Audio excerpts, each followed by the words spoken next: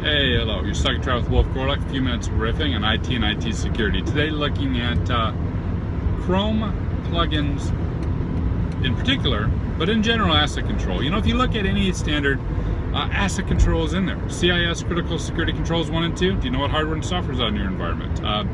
ISO 27002. There's requirements for having an asset inventory and maintain that asset inventory. PCI, right? The data security standard, DSS. Do you have a cardholder data environment documented in the best of ways with good asset controls around it? It's vitally important that we know what is on our servers and on our systems so that we know what our vulnerabilities and our weaknesses and our exposure is. But it's not easy to do that, right? It's very, very difficult. And oftentimes you'll stop at the major software packages such as, do you have Chrome? Yeah, these boxes are running Chrome. So tip for you, also consider the plugins that Chrome may be running. And here's why. There's a new bad guy in town, and this new criminal prowling the streets is doing something kind of snazzy. They are purchasing from developers rights to Chrome plugins. Now, you may know that Chrome will automatically update plugins. That's how it's designed to do. That's what we do as security professionals, so you can always have the latest and greatest.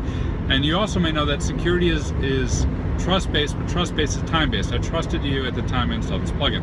So you trust the developer, you install the plugin. Take, for example, Particle for YouTube. Maybe you're running Particle. Particle adds some YouTube features. It runs in Chrome, blah, blah, blah, blah. But this particular one was purchased by the bad guys. And what happens? Chrome will automatically run the plugin checker. Plugins will automatically update.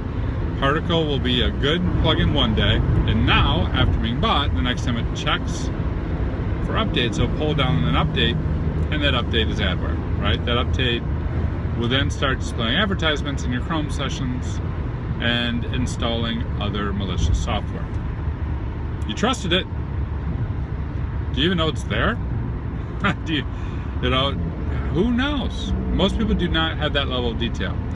So keep in mind the importance of asset inventory. Keep this story if you need to justify why you need good asset inventory, because now we've got one of the more popular plugins serving up adware to a whole bunch of people, and no one on the corporate side knows who has getting it. And if you are running some good asset inventory and you do know what plugins you are, tell me about it in comments on social media. I'd love to hear how you set it up and solve this very difficult problem. Cheers.